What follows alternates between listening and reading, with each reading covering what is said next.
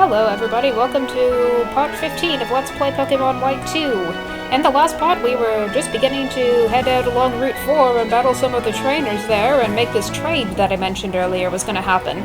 Speaking of trainers, I think we have a trainer right here, and I think we can't even go any further, so this may be a pointless place to be. I thought we could do this Petalil for Cottony trade immediately right now, but it appears we can't, which is kind of weird. Oh, wait a minute! This is a breeder! This is the trainer that... Okay, the thing about these trainers is that these are breeders, and a lot of the breeders in this game will keep challenging you over and over again, even after you defeat them. Because most trainers, they will not challenge you anymore after you defeat them. But this girl, Irene, will just keep challenging you over and over.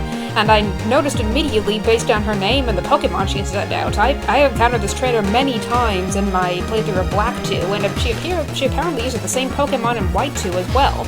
So here's a Drillbur, nothing to it. I put Kikucho first in the party, and he could just one-hit KO that thing with the Razor Shell, provided that Drillbur doesn't go faster and hit him with Fury Swipes, which doesn't even do a lot of damage anyway.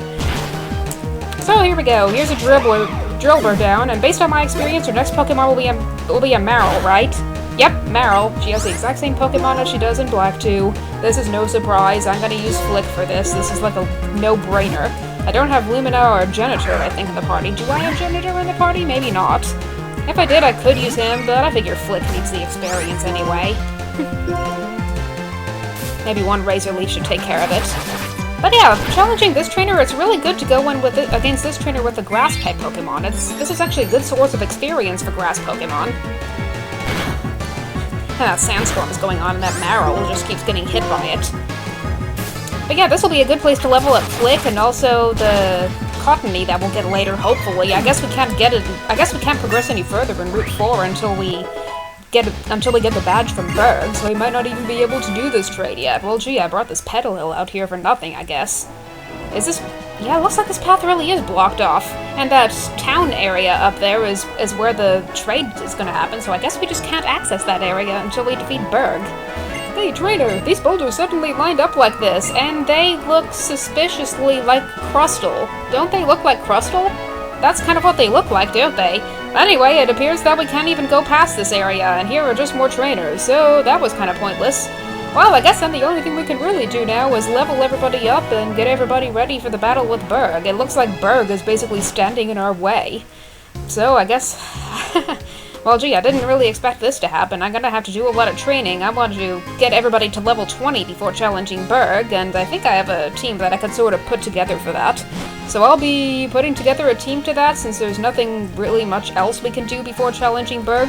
Oh, another thing I might want to show you real quick is if we go down to the very eastern edge of the city, there's this other area that is usually accessible, and we actually came through this way in White 1 when we first arrived in Castelia City, and that was the Sky Arrow Bridge, which is out this way. Of course, the thing about the Sky Arrow Bridge this time around, as you'll notice, is that there's a guy blocking the way into it. We're inspecting the Sky Arrow Bridge to make sure it's strong enough, because apparently in the 2 years since White 1 took place, the bridge broke down because there were too many vehicles traveling on it or something, I don't know. But it appears we can't go past here, and this bridge will actually not open up until we defeat the champion, it looks like. So it'll be a long time before we'll get to cross the Sky Arrow Bridge in this game. Well, anyway, I'm going to keep training my team, and I'll see you later when everybody's at level 20, I guess. Since there's really nothing else we can't do. Burgh is basically standing in our way right now, so I'll see you in a bit. Okay, I am pretty much back. I did some training off screen, and that took a long time. But another thing I did was I went on a catching spree. I caught a whole bunch of Pokemon in between when I stopped and started recording. So I caught a Rattata, which is a modest Rattata, which is not a very good nature. But this Rattata is getting very close to evolving, so I figure I'd put him in my party anyway. And he's named Templeton because that's the name of the rat from Charlotte's Web. And then I have a Roggenrola, which I named Brock Jr., just to commemorate Brock, which we had in White 1. And I don't think I'm going to be training him anymore. And see, there's my other Petalil. I caught an Audino, a female Audino this time, so I couldn't name her Schnuffle. Instead, I named her Peach, after the princess from the Super Mario games. And she has a bold nature, which is not really the best nature for an Audino, nor is the healer ability. I forgot what the healer ability does. What does it do, real quick? May heal an ally's status conditions. Okay, I guess that is kind of helpful, but I don't know. And then I have Scout, my old pet rat, and she's getting close to evolving too. She will also evolve at level 20. And then I also caught an Elekid, which was very fortunate, so I named her Raiha after a name that kind of resembles electricity. And she's a sassy nature, not really a good nature for an Elekid either, and I said earlier I wasn't going to bother with Elekid anyway. And then I caught a Coughing, which I hilariously named Happy Gas. The cool thing about this Coughing is, it took a while to do this, but I actually caught a Coughing that was holding a smoke ball. I kept resetting the game until that happened. So now I have a smoke ball in my bag, so that'll be really useful when I want to run away from a Pokemon. And then I have a Sunkern, which I decided to go ahead and catch because it's summer, and these things are much more common in the summer. And Adamant is definitely not a good nature for it. That'll raise its attack, and it doesn't really use physical attacks, and it lowers its special attack. But I have plenty of other grass Pokemon I can use anyway, so I'm not worried about this Sunkern. I also caught a Venipede, which I hilariously called Ugly Bug, and this one I might actually train. I got it all the way to level 20 along with everybody else, and it has a careful nature, which is good because it doesn't really need the special attack. And it also knows Defense Curl and Rollout, as you can see here, which will also be a really nifty combo. And also, when I was in Relic Passage, I caught a Drillbur. I happened upon a Drillbur. I did not expect to get it this early in the game. And he has a naive nature, which is not that bad, and the Sand Force ability, I believe, will power up his attack in a Sandstorm. But yay, Monty's back. We had Monty back in White Wand, and there actually is another Pokemon that I have, but first let me get Scout and Templeton out, because I want them to evolve. I currently have Nitori in the party. I got her to level 22, and now she knows Water Pulse, so that'll be a stronger water attack for her. Let me get Templeton out. I'm going to replace... oh, I don't know. Genitor, I guess, because one thing I also want to do is I want to go out to Route 4 and see what kinds of Pokemon we can catch. And some of the Pokemon are ground type, so Genitor's Thunder Wave isn't really going to help against those Pokemon. But I figure I'll just go up there and take a look at what's up there anyway. Derp, derp, derp, derp, derp, derp, derp. I don't know what else to say. And actually, right now I have two Pokemon that can put other Pokemon to sleep. I have Mayflower, and I also have Scout, because she learned Hypnosis while I was training her. Kind of weird for a mouse Pokemon to learn Hypnosis, but since Patrat have those big scary eyes, I guess that makes sense, right? And I'm gonna pick one of the Pokemon who's about to evolve first in my party, probably Nico. I also have Lassie in my party. Oh, another Pokemon I caught when I was on my catching spree was this Pokemon, a Woobat. So let me flip my bottom screen. So this is Mr. Batty, which is the name of an enemy from Earthbound.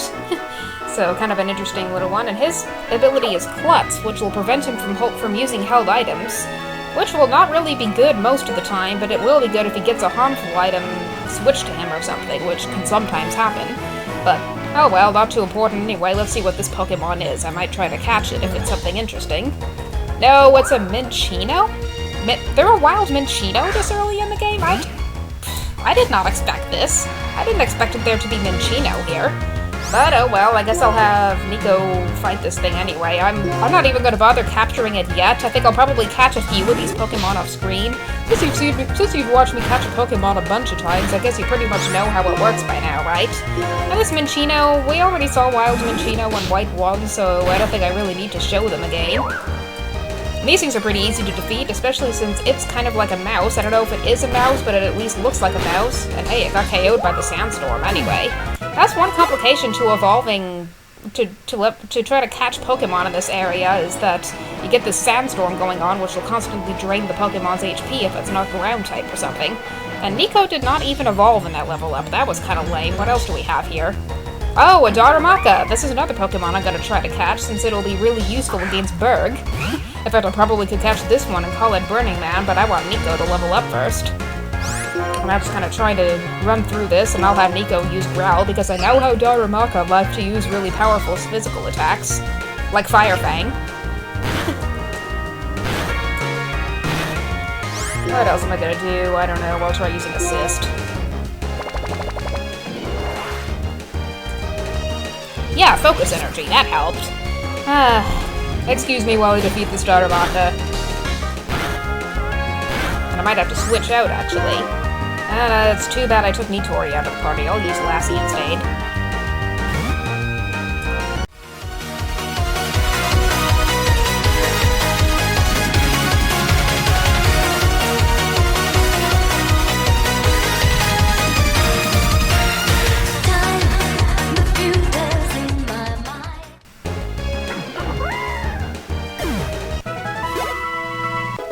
Alright, Nico got to level 20. I just decided to cut the rest of that battle out, honestly, rather than show Lassie's theme.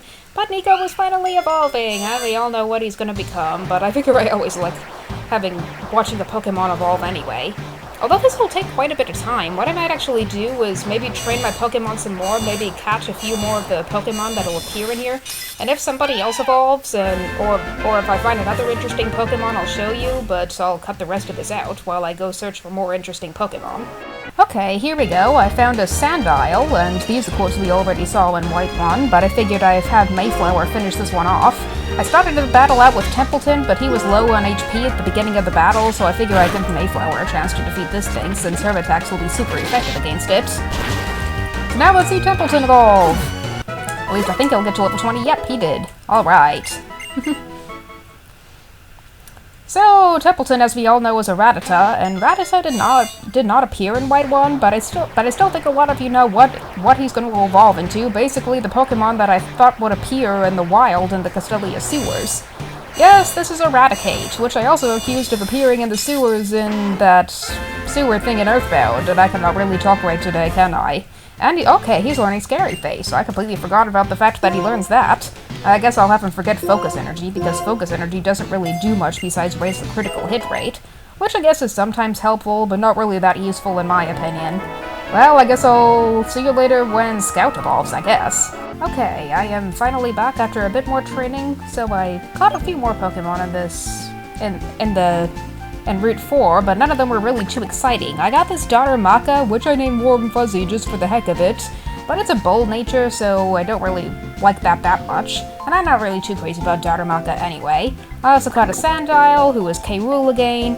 I got a Minccino, who I don't like the sassy nature of. I'm getting really bad luck with having bad natures here. And Scout finally evolved to Watchog. And also, another Pokemon I forgot to evolve was Flick, who is now a Swadloon, so that's kind of interesting, and I'll take the Amulet Coin from him. I had him hold the Amulet Coin because he could use that in the battle with Irene. Because I said earlier that a Grass-type Pokemon was good for battling Irene. But anyway, now what we're gonna do is basically head right into Burgh's gym. Let's not waste any more time, let's go challenge my crush! Oh my gosh, I'm gonna go challenge my crush! Just as I did in White 1, I'm gonna deeply regret this. But actually, one thing about Burgh's gym is I mentioned earlier that all the gym designs are different, and Burgh's gym is also different. Look at this. Whoa. Whoa. Whoa. Look at all these cocoons. Oh my gosh, are these all wow. It looks like a winter wonderland in here, except this is not snow, it's cocoons. This is interesting. Hello, you're probably tired from wandering all over the crowded streets of Castelia City and looking for Team Plasma and the gym leader and blah blah blah blah blah. Fresh water, here you go. Have some water. It's always nice to stay hydrated, right? So apparently this gym has a really weird thing. We have these cocoons that we can somehow ride in. It's like an amusement park where instead of riding in roller coasters, we ride in cocoons. So which way we enter the cocoons determines which way we fly up into the next cocoon. It's kind of weird. We're traveling across bug silk. I don't really like the sound of this at all, and this one just takes us down to where we were before. So kind of pointless. But hey, it's kind of fun riding in the cocoons anyway. I don't know what technology makes us get sucked up into them. I don't know why that makes any sense at all. But anyway, I'm going to put Mr. Batty first in the party because we haven't seen him battle yet. Let's see how Mr. Batty does in battle. And just like in before, we have Harlequins battling us. Not clowns, Harlequins. I don't know why they're called Harlequins rather than clowns, but oh well, they're all a bunch of clowns to me anyway. So, what is he gonna use? Soulwaddle. Okay, well gee, this'll be easy. Mr. Batty knows Gust.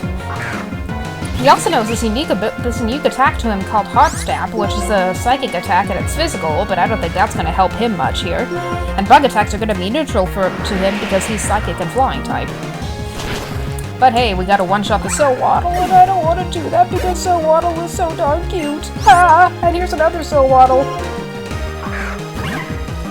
Which we're also gonna have to one-shot. Well gee, we're just gonna kill these Soulwaddles by blowing them away with wind. And that also doesn't make any sense, because this is a video game and it's not supposed to make any sense. Okay, one clown down, God knows how many to go. I see one in the corner there. Is there any way we can reach that clown? Let's see, at the bottom floor there's a barrier of silk preventing us from going any further. And there's an empty cocoon. Ah! And the Harlequin breaks out of the cocoon! On that note, have a battle with moi. I remember that Harlequin. There was a Harlequin earlier who said have a battle with moi, and it was Harlequin Jack. Harlequin Jack just likes to speak in French, eh? And he's using a Combee. There's a Pokemon we haven't seen before in the last game. That's because Combee, of course, is not originally from Unova. But what am I gonna do with this one? I don't know. I'll just keep using Gust, I guess. I bet I should be using different Pokemon to battle these ones. But if I was smart, I would have brought along Brock Jr. to battle this one because his rock attacks would have been useful. Combee being bug and flying type, but I don't think that's gonna matter too much. Combee aren't that strong anyway. Now, Mr. Batty is actually getting close to leveling up, and if we're lucky, he might actually evolve on this next level up. I don't know if that's true or not, but I don't know. This is a Swadloon, I'm gonna keep battling. Let's see if he does evolve on this level up. That'll be kind of interesting if he did. Although I kind of doubt he will. Because Woobat, of course, is one of those Pokemon that evolved via happiness. Oh my, that Bug Bite did a lot of damage. See, what did I tell you? Bug attacks are neutral to Woobat. Well, Mr. Batty, are you gonna evolve or not? You're gonna level up. I don't know if you're gonna evolve, but at least you're gonna level up, and you're learning Air Cutter. That'll help. That'll be a stronger version of Gust, and it can hit multiple foes just like Gust can. At least I think Gust can hit multiple foes at once. I haven't tried it out in a double battle yet. That Harlequin was taking a nap inside a cocoon. That is a weird place to take a nap, you know. Anybody who takes a nap inside a cocoon is weird. Not to mention, in real life, they would have to shrink themselves down a lot, because cocoons are awfully small. And I guess Mr. Batty did not evolve. I kinda didn't expect him to anyway. Where are we going now? Oh, this is where we fight this Harlequin. Well, gee, we're just fighting a bunch of Harlequins in this episode. What should I title this episode? Harlequins and Sleeping in Cocoons? I don't know. I could probably come up with a more clever title than that once I actually put together this episode. But, Gary? That better not be the same Gary as Gary Oak from Red and Blue, but oh well, I doubt it is anyway. It's another Sowaddle. Actually, while I'm at it, let me try out this Defense Curl and Rollout combo. Which will be good here, because Sowaddle uses physical attacks anyway, and neither of them are going to do very much damage to Uglybug. Yeah, Razor Leaf least of all, because that does 1/4 of the usual damage. Let's do Rollout! I know it's not going to be very strong now, but in later turns it will be. It gains power over 5 turns. What? That missed! Oh, that's lame. Let's try that again. Everybody stutters one way or the other, so check out my message to you. As a matter of fact, don't let nothing hold you back. If the Scatman can do it, brother, so can you. I'm the Scatman. Oh, what? That is a really bad time for Rollout to miss, and now I'm gonna have to switch to somebody like, oh, I don't know, Nimbus.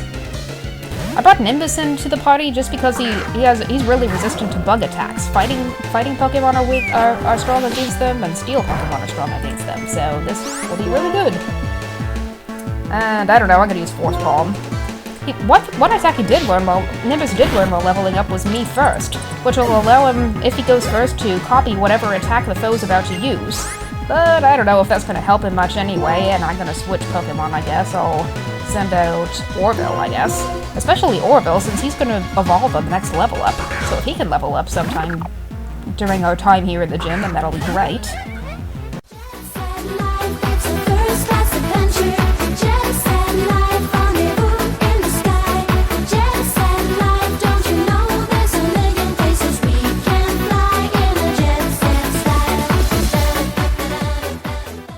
Oh, that was a little bit easier than I expected. I didn't expect that Combee to be faster than Orville. That was kind of weird.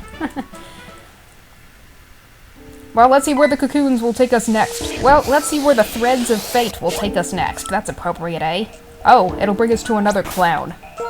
I don't care if they're officially titled Harlequins. I'm still calling them clowns, because clowns are, well, I don't know. I just like calling them clowns better. So what Pokemon will this Harlequin try to use? I know it's going to be something Bug-type, because what trainer in this gym would not use a Bug-type Pokemon? It's another Dwebble. Well, gee, if I was smart, I would have brought along either Nitori or Kikucho, because water attacks are really good against these Dwebbles. Oh well, I still think... Well, I shouldn't be using Cucullin, because that Dwebel's rock attacks will be super effective. Maybe I'll use... Yeah, I think Nimbus will be my official Dwebel killer here.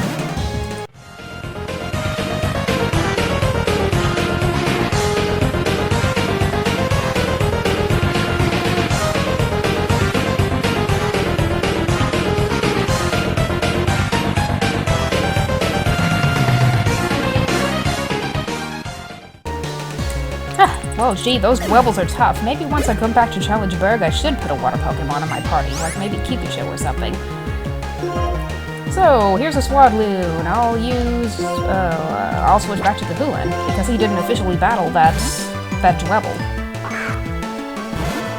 And I bet this will be a one-hit KO because Swadloon is Bug and Grass type. It does have high defense. Oh, one thing I might as well mention is that when I was training Hihou, he learned a new fire attack, which is Flame Wheel, and that's a physical attack. And since Hihou does have higher physical attack and special attack, I think, then this should be better. And it's still a one-hit KO, of course. Yay! It's always good for Hihou to gain experience, because he gains experience really slowly. I don't know why that is. I don't know what's so special about Growlithe that makes him gain experience really slowly. Maybe it's one of those dogs that are just hard to train, and that was pointless. That just took us around in a circle, didn't it? I don't know why that cocoon existed. Let's try going this way. Up! Whoa! Whoa! Look at this place! Oh my gosh, it's so rainbow colored, and... Is this paint that I'm running on? I hope I don't get paint on my shoes permanently, but... Wow, this room is beautiful, and there's Burgh right there. I guess those were all the Harlequins we had to battle. Well, this is kind of exciting. Right now we're at 19 minutes, so I think I might as well save the battle for Burgh for the next video. But this is kind of an interesting gym so far. I especially love this room. Oh my gosh, I just want to stay in this room forever, especially the fact that I'm with Burgh in this room.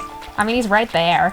Well, anyway, in part 16 of Let's Play Pokemon White 2, we will battle Burgh and see what happens from there. Hopefully we'll finally get to do that Petalil for Cottony trade that I said would happen before, but apparently we cannot do until we have 3 badges.